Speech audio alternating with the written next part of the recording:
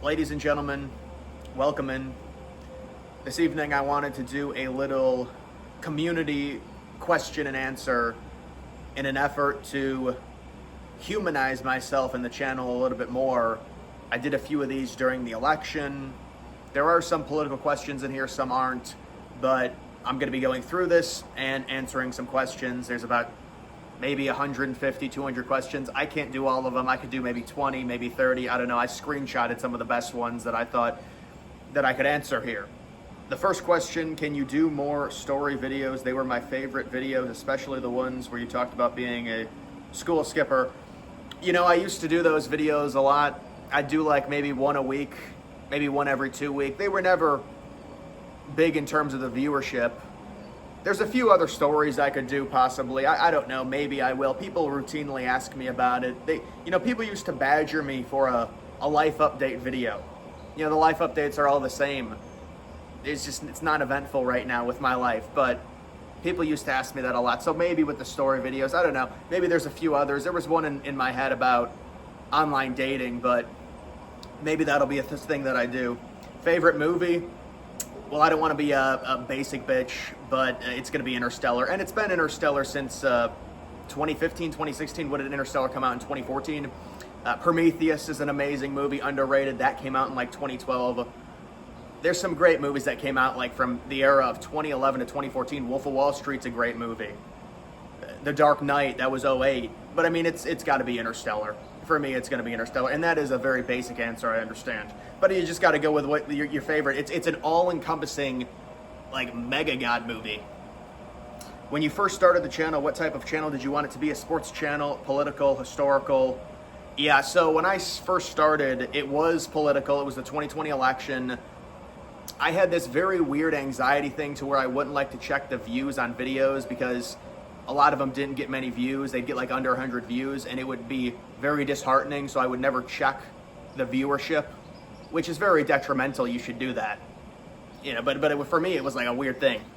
But then I decided to go into March Madness, the 9/11 content, the stadium content, and then finally, there were some other things mixed in, of course, college football, the predictions, NFL predictions. And then, I mean, there were some other random videos as well, but then we finally reached the political side of the channel, which was mid-2024, specifically in June of 2024. I had a few huge videos, and obviously, I mean, June of 2024 through the election, if you have two huge viral videos, you're very likely going to have an extremely lucrative time in the following months, July, August, and into the election season, September, October, then the election. I mean, it was huge. Trump winning was big, certainly. I got more donations on that live stream when Trump won than I would have if Trump would have lost, 100%. I'm actually barefoot. I'm trying to keep my feet out of the screen. No, it doesn't matter. Do you think this country will ever be united again? Talking about the United States. Well, with the current makeup we have in terms of social media, in terms of the amount of people that are poured into this country, the alienization, I don't think so. The demographics are too warped. There's too many people that don't care about being an American. And there's too many people that virtually subsidize that. I'm talking about liberals subsidizing non-Americans coming into the country, thinking they're entitled to whatever, not having to, excuse me. You see, I'm gonna get attacked again. This is a little bit lighter than the last video, if you guys remember. It's lighter out now. See, it's about 8 o'clock. I did the video 2 weeks ago or a week ago at 9 o'clock. But it's just people coming to the country, and then we're supposed to adapt to them. And also social media. With social media, now I think a certain block of states could potentially galvanize and unite together, but the entire country, it's the immigration, and it's people that really just don't care about America. They don't care about being American. They think anyone should be able to come in. It's like a global marketplace the United States is now. There's no sense of being an American. Most Democrats think being an American is racist. We were founded by white men who came over here and, you know, they say it's stolen land. I mean, I don't think there's really any way the premise of being united with people that don't like the country in the first place and don't like how we were founded and just don't like our history, because it's been dominated by white men. So that'd be my take on that. Why I think this dude wrote an essay to me. This is an essay. This is a question and answer, son. This is like school homework. No, it's all right. why I think Puerto Rico statehood would be a good idea for conservatives to pursue. Yeah, we've said this. I've had conversations with people in my chat. It's not a good idea. Puerto Rico, you'd get 15 electoral votes. They'd be all Democrat. They're a liberal state for sure. Puerto Rico, the majority of their citizens are happy to remain as a territory because the tax benefits, the amount of people that move into Puerto Rico, and it's a boom for their economy. So they're happy to be a territory. They're in between, the statehood and being independent. They can't be independent. They'd have to get significant help via the U.S. government in terms of aid anyways. So for them, it makes sense. We get a strategical option in terms of, the territory where they're located within the Caribbean. And so I think in general, Puerto Rico needs to stay where they're at as a territory. If they became a state, it'd be 15 liberal electoral votes. It would be 2 liberal senators. It would be a liberal governor. I can understand you say, well, maybe they'll turn. I don't think it's going to happen, and I don't think it's worth it. Conservatives should not want that to happen. Do you believe that Trump might be getting the bad stuff decisions out of the way now so that next year it will be more positive? Yeah, this is a general concept you get with a new administration coming in. You do all of the polarizing stuff year one, then the midterms, you kind of massage it in. You do a lot of the less aggressive stuff. Now we'll see with Trump, maybe it'll be different, but all of the rapid deportations, those may or may not tone down a little bit, at least for a few months, mid next year for the midterms. And we'll have to see with that. But that's just a pretty normal thing you'll get with any administration. They try and do all the polarizing stuff right away because there's not an election that year, or there's not a big election. There's local elections, but that's pretty normal on how that works. How does the Ukraine-Russia war end? What's your predictions? I think Russia will get the 4 oblasts that right now they control about 80% of land within those 4 oblasts, maybe even more, maybe 90%. I haven't checked the maps recently. They're going to get Crimea, and there's going to have to be some type of DMZ. I don't see how there can't be. So I would say, that would be my prediction when it comes to that. I'm sorry, I'm trying to find where there it is. Yeah, that would be my prediction when it comes to that in terms of Russia getting the 4 oblasts. Will Russia be happy about that? They've signaled they aren't. They want more land for the amount of resources they've exuded, but I don't think they're going to get it. There's a lot of Trump's talking about giving Patriot missile defense systems to Zelensky. He was really buddy-buddy with him at that NATO summit. So, maybe Russia will end up getting more land. Right now it comes down to Russia. Would they just want the annexation of those 4 oblasts and then Crimea? Would they be happy with that? Would they reinvade in a few years? Is there going to have to be there's going to have to be something they put in place to try and make sure they don't reinvade. But it's just like with Israel, Iran, they agree to this ceasefire. Nobody thinks it's going to last. If there is a peace deal between Ukraine and Russia, there's going to be a lot of people that don't think it will last. This next one, as a fellow ginger, what's the general vibe around you when you're with people and out in public? For me personally, it's never been a good experience. Feel like redheads are viewed worse than others just because of the color of their hair. Yeah, that's heavy discrimination against gingers. Now, I don't have a good ability to read people, so honestly, I don't know. I don't think it's any different personally. We can say we're victims or whatever, and I don't think there's any of that. I could understand people maybe they find us less attractive, but in terms of that, I don't really see. Do you think Building 7 was demolished, or do you believe the official narrative? I got a video coming out on that people probably won't like. Maybe they will, I don't know. I'm going to do a video on that, my official breakdown. I talked about the Twin Towers a few days ago and just said what I think. But so, yeah, there'll be a video on that. Are you suspicious of the institution of marriage? Do you intend to marry? In your view, what are the pros and cons of red pill content in terms of gender relations? Yeah, I would say I'd like to get married. Yeah, the marriage is a bit of an issue, depending on the amount of money you have. Especially the man should always want a prenup. Then there's animosity with the woman saying, why would you want that? It's whatever, but it does screw over men and just how bad it is. People don't really know. They do get 50% pretty much no matter what. And then when it comes to the pros and cons of red pill content, a lot of the feminism's gone way too far at this point. It's like they're still victims, but there's nothing. Where's the inequality? They're like, well, they get paid less. In terms of what? They do jobs that make less money, and it's a capitalist society. If you work harder, you're going to make more. Men on average work harder, they stay longer, they make more money. I don't understand it. And then you just look at the suicide rates, all of it. So there's a lot of negative things for men, and then they still stick feminism in our face like they're not equal somehow. it is what it is. The red pill content, you can say, well, some of it goes too far. I don't know. I mean, I was never really fully into the red pill sphere, but I understand why it exists for sure. Have you thought about moving lately? Where to? Yeah, I mean, we'll see what happens. Maybe to the middle of the country, though, probably at some point. And I'll have to set that up to see. But I wanted to wait until after the election. Now it's after the election. I've certainly saved up enough money, and we'll have to see what I do. If Trump keeps up the good work he's doing and keeps making gains with young voters and Hispanics, could we see a similar election result to 2008, 1990? I don't think that's going to happen, man. I mean, unless they run a horrible candidate. If they run Kamala again, I mean, maybe it's possible. Like Kamala against Vance. It's a political eternity, 2028. There's really no prediction I can give you that's going to be satisfactory because of how much that's going to happen. So, but we want your resources. Yes, we love you. We do love you spectacular. How can we catch up on energy to China? Are you aware of the current energy production levels in both countries? Well, China has a lot more people than we do. But also China is able to build infrastructure faster. All the solar panels are produced in China. I will say, everyone asks this question to a hardline conservative or a hardline liberal. What is one thing you like about the other party? And for me, I do like renewable energy. I think it's cheap. Certainly, I do think that liberals tend to use it to kind of usher in a wider lie about climate change and stuff. But overall, I do think renewable energy has a place. I think the Republican Party is captured by money in terms of the fossil fuel industry, and I've got nothing against fossil fuels, but in terms of being able to produce energy extremely cheaply, I mean, when Trump says, well, we've got all this land, we don't want it filled with solar panels, it's doing nothing anyways. And I agree, I don't think all of our land should be filled with solar panels, but it is a very cheap form of energy, even if the solar panels get produced in China. So, but like with energy, China is always going to produce more energy than us. They should produce more energy than us. They service a lot more people. They've got a population, they say it's 1.4 billion. People say they lie by about 150 million. It's a lot of people. It's over a billion probably, at least.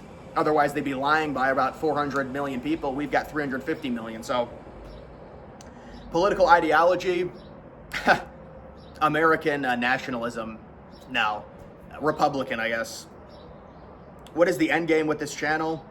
I'm probably just going to keep doing the content. I have been getting, there's spurts to where you get tired and you want to branch out and actually try and do something more interactive, but I guess I just haven't done it yet, so we'll have to see. But right now, it's the same political content. The videos, they're fine. The live streams are fine. When there's big news, the live streams get more views, obviously.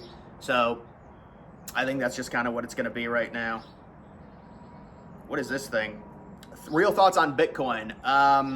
I think Bitcoin is digital gold. It's been embraced by pretty much all the institutions, all the major governments. I think the United States is going to start buying Bitcoin. They already have the strategic reserve where they've got about 250K, but they're going to start actually buying it. And Bitcoin is going to be very stable. There's going to be a lot less volatility. Think about all the ETFs, all the BTC that's jammed up in them for years to come. You're going to see BTC. And then for BTC against gold, what is it at? Around 1.2 trillion. Gold's market cap is 22 trillion. Could it pass gold? Actually, you could argue, well, it does have serious advantages. Yes, it's not actually physical, but the digital sense of it to where the supply can't go up, it's impossible.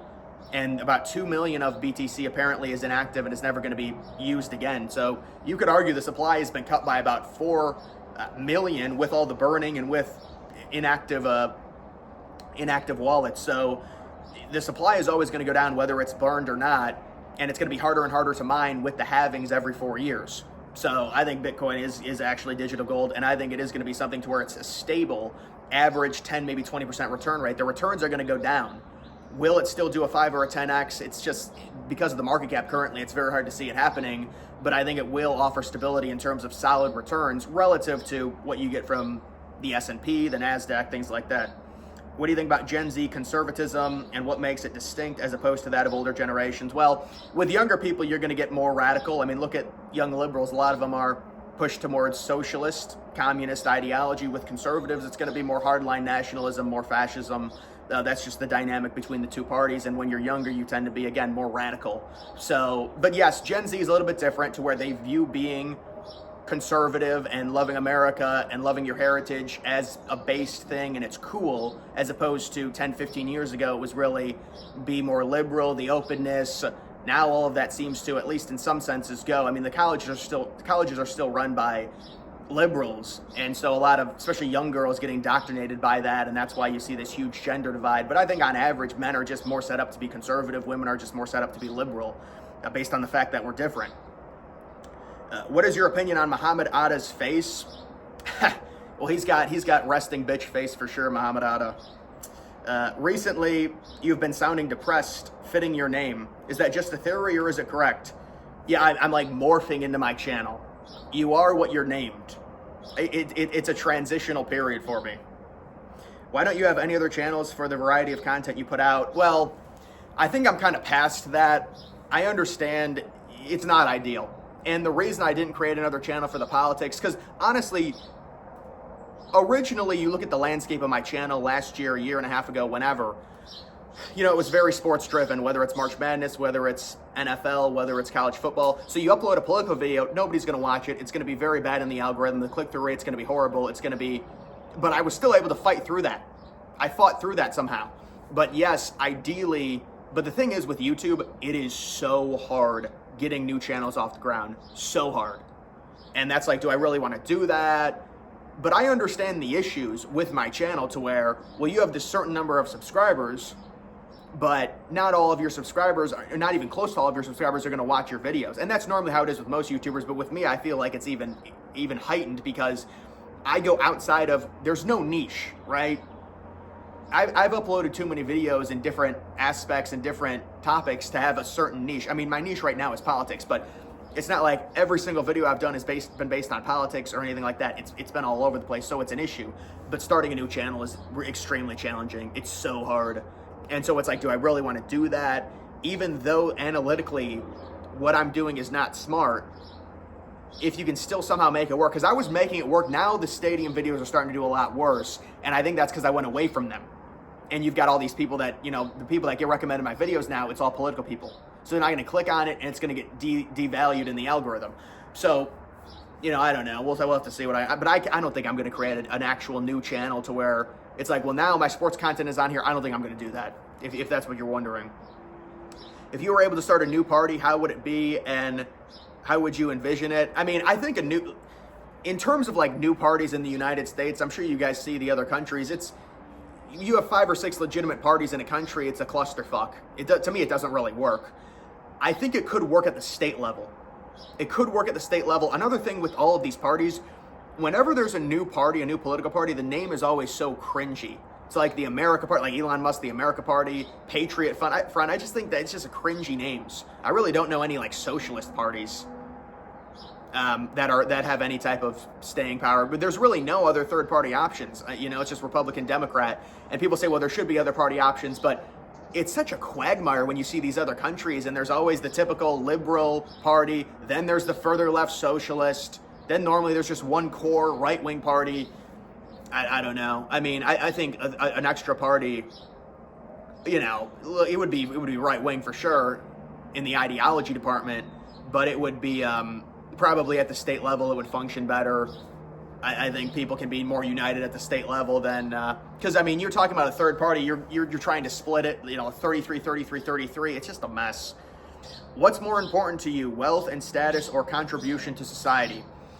Well, this is, you think ideally what would happen is your wealth and status would rise as you contribute to society more and more. But we know with the internet now, that's really not the case, especially with something like cryptocurrency. You can make a ton of money off cryptocurrency, contribute nothing, be a net negative to society. So I think they're hand in hand. I think it's important. I think fulfillment in life is extremely important. Even if you're rich, I mean, we want to get to the point to where we don't have to worry about money, but we want to be relevant. We want to make a name for ourselves. You want to get out there. You want to do things. I mean, everybody should want that. And I think that's what it is. It's about, in a sense, building a legacy, even though it's what everyone says, but in a sense, that's what it is. And so I think everyone has that, I've got that hunger to a degree. Even if I got rich, it's almost like you don't want to be rich at a young age because you want to keep pushing. But some people can be rich and they'll still push. And so it's interesting. But it becomes down to like life fulfillment and surrounding yourself with people. And it's so important. And so it's really all of that stuff. The next question, what state are you from? You like the speaking cadence? What part of the country is that flat, punchy accent from? It's good for listening. Well, I'm from Ohio, honestly, and it's been interesting with my voice. Some people say they like it. Originally, early on in my YouTube career, they would always comment, they say, I hate your voice. But now I get more compliments, and people don't really talk about it very much. So, yeah, I'm from like northern Ohio when it comes to that. And then the final question, are you gay? No, I'm not gay. I mean, people ask me that constantly. I'm not gay. So, and then people make fun of me for going on a date. I never went on a date with a guy. But that's basically it, guys. So I appreciate the questions, and I could have went through, and I could do a part 2 maybe at some point, because there's a lot of questions I didn't go over. But either way, guys, like the video down below. Also follow me on X. Link to that's always in the description.